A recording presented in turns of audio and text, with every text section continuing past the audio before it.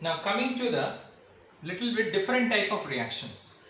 You have studied in chemical kinetics, first order reaction, second order reaction, zero order reaction, third order reaction, different types of order you have studied. All those reactions was taking place in a, what you can say, in a particular step it was taking. It may be like multiple step reaction, it can be a single step reaction, it can be, or you have seen it. But suppose a particular reactant you have taken and there can be two different, what you can say, products simultaneously, alright, parallelly when the reaction is being completed, alright.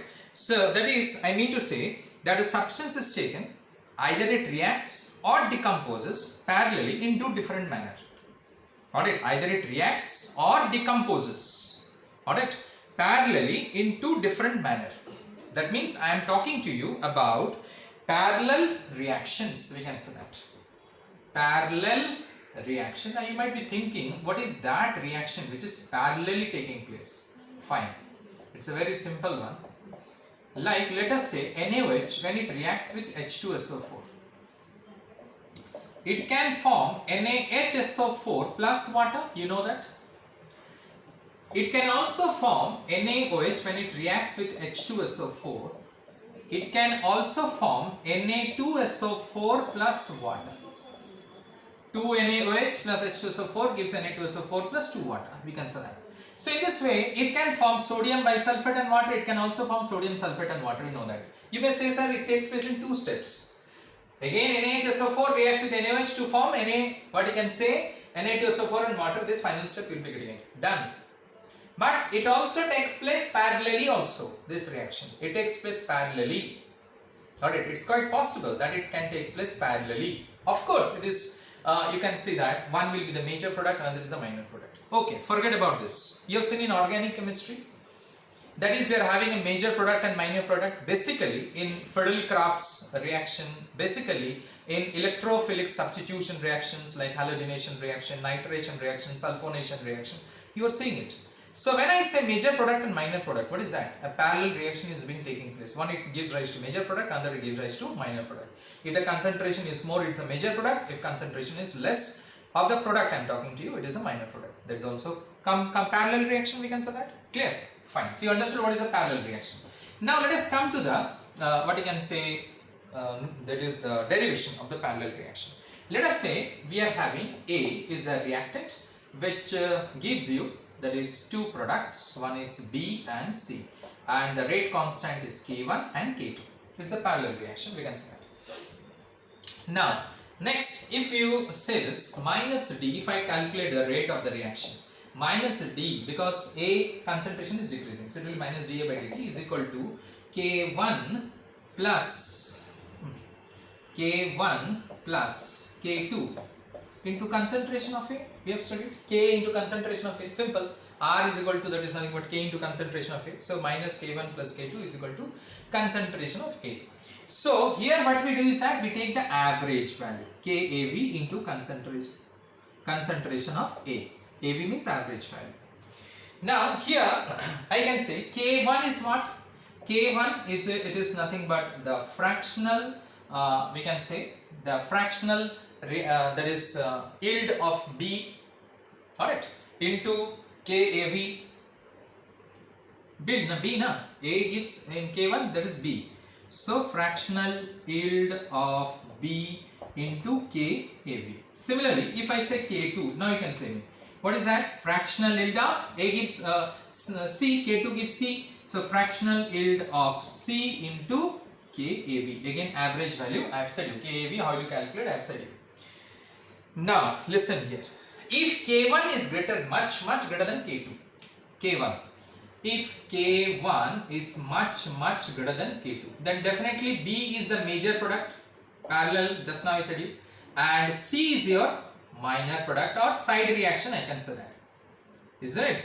If that is nothing but here, if K1 is much greater than K2, then A is the major product, that's the main, B is the main product, we can say that, major product, and C is the minor product, that is the side reaction is being taking place. Clear? If K1 is much, suppose you will say, sir, K2 is much greater than K1, so definitely C is a major product and K is a minor product. Very simple. Fine. Now, next, after that, if suppose X moles of B is being formed and Y moles per liter, of course, X moles per liter of B is being formed and Y moles per liter of C is being formed. Got it? Then X by Y, what I said, X moles per liter of B is being formed and Y moles per liter of C is being formed. Then X molar B and Y molar C is being formed. So X by Y is equal to nothing but K1 by K2. Is that right? X by Y, you have seen that I've rubbed it that particular one. Achha. So instead of that, I can write X is what? D concentration of B by dt divided by X is. Y is what?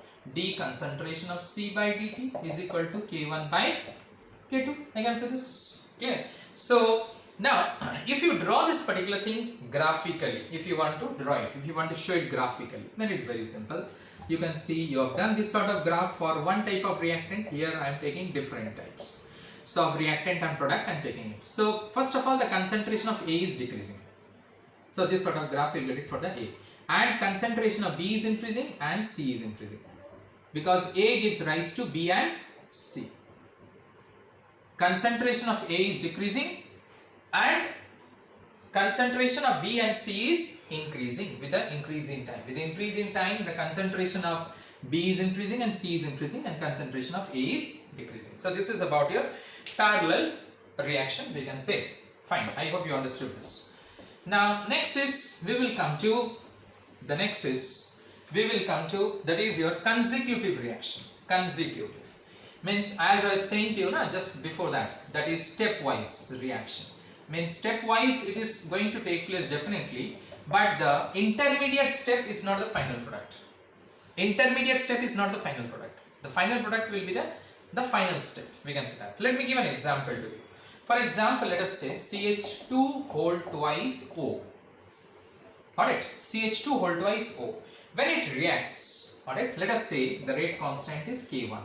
It gives you CH3CHO. Alright, CH3CHO. See, CH2 whole twice O.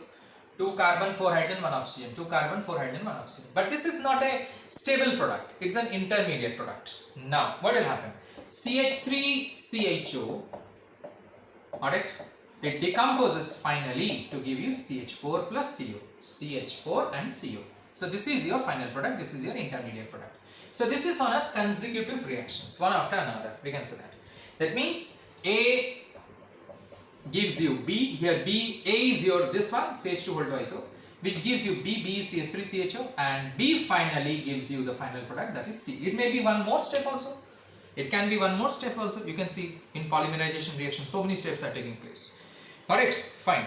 So if you show this graph again, if you show this particular one graphically, same thing, concentration against time if I take it. So the concentration of A is decreasing, no doubt about it. Concentration of A is decreasing because A only gives rise to, that is product B and C. And here you will find the concentration of B reaches maximum. BB reaches maximum here. Then it decreases. Alright. And the concentration of C, it increases. This is for the B and this is for the C. This point is the maximum point. Concentration of B reaches maximum. We can say that. Clear? It reaches maximum here. When it reaches maximum, then after that, when this decomposes, see, after reaching maximum, what happens? It decomposes to give you, that is C, we can say, the product, the final product. C is your methane, we can say, and this is your side chain, we can say. So C, ultimately the concentration increases. For A, concentration is decreasing, definitely, because it gives rise to B. B is not the stable product, so B reaches maximum, then after that decreases. On decreasing, it gives rise to what? C. C is the final product. Alright, so we can show this one graphically in this particular manner, we can show it. Clear? I hope you understood this. Now, next is we'll see a equation for it. Alright, just like we have seen it in parallel reaction, here also an equation we'll see it. So what I have said you already, I have said you this A K1 gives me B, B K2 gives C. It's a consecutive reaction, we are getting it. When the time is 0, when will start the reaction? Concentration of B will be 0, definitely. When we will start the reaction, value will get the B. Product is not there, na? The B will be 0. And K2 is less than K1, definitely. K2 will be that is what I have written. Sorry, K1 is K1 is less than K2, because K2 is less than K1, then definitely K2 will not be formed. So K1 is less than K2. Alright, rate constant is less than that. Then the amount of then the maximum concentration amount of or the maximum concentration of B is being formed. That is B max. Isn't it? When T is 0, B is also 0. And in that case K1 is less than K2, rate constant, because K1 gives further rise to B gives C. That is K1 is less than K2. So maximum concentration of B will be, it is nothing but concentration of A0 K1 by K2, we can say that. Then K2 by K1 minus, we can say K2 by K1 minus K2, we can say that. So B maximum, where A0 is the initial concentration of A. So maximum concentration of B is being formed when we start the reaction. Got it? The time is 0. The maximum concentration of B, what it will be? It is nothing but concentration of A0 K1 by K2, then K2 by K1 minus K2. So, is the maximum concentration of B. Now, what is the time? Got it? What is the time when this maximum concentration will be reached? Got it? When the T is 0, then concentration of B is 0 and K1 is less than K2. But when you have seen in the graph now the maximum concentration of B. So, what is the maximum concentration of B? How will you calculate this? So, when it will reach the maximum concentration, the time also will be maximum, na? So, we need to calculate the time also. At under what time it reaches this maximum concentration. So, how to calculate the time? That is T max. T max is equal to 2.303 by K2 minus K1. We can say that. Log of K2 by K1. 2.303 by K2 minus K1 by log of K2 by K1. Here we are considering that it's a first order reaction, definitely. Now, concentration of B after time T. After reaching the maximum concentration, when the reaction gets completed for B and it starts the formation of C. So, what is the concentration of B after time T? Alright, I hope you understood this particular one. Now, we will see the concentration of B after time T.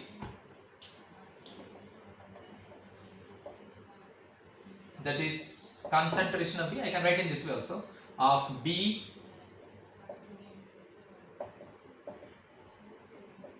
after time T. After time T, what is the concentration of B? Means when the reaction gets completed, B part gets completed and it gives rise to what you can say C. So BT. Alright, we can say that K1 by K2, this is concentration of A0, and now here K1 by, but it was K2 minus K1. In the previous case, what you have seen, 2.303 by K2 minus K1. So K1 by K2 minus K1 into A0 whole into E. E, you understand, E is the exponential factor. E stands for the exponential factor. E minus K1T minus of, again the exponential factor. What is that? It will be, if it is K1T, this will be minus K2T. So K1 into concentration of A0 by K2 minus K1 whole into E minus K1T minus e to the power minus K1T, and also here minus e to the power minus K2T, we can say that. So this is the time when B gets completed and gives rise to C, we can say that. Clear? So this is about your consecutive reaction. So 2 more reactions are there, we will see in the next video.